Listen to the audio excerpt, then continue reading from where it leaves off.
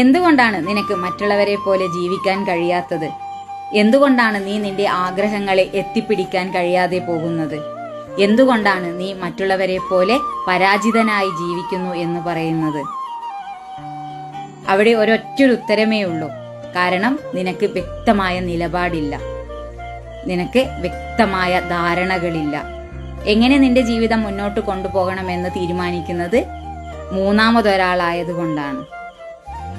മൂന്നാമതൊരാൾ പറഞ്ഞിട്ട് വേണ്ട നിന്റെ ജീവിതം നീ മുന്നോട്ട് കൊണ്ടുപോകുവാൻ. നീയായി തന്നെ ജീവിക്കുക. ഈ സമൂഹം നിനക്കു കൂടിയുള്ളതാണ്. നീ നിന്റെ ഇഷ്ടങ്ങളെയും ആഗ്രഹങ്ങളെയും സ്വപ്നങ്ങളെയും മാറോട് ചേർത്ത് നിന്റെ വ്യക്തി സ്വാതന്ത്ര്യത്തിൽ നീ ജീവിച്ചു തുടങ്ങും. അവിടെ ഒരിക്കലും നിനക്ക് പരാജയം നേരിടേണ്ടി വരില്ല.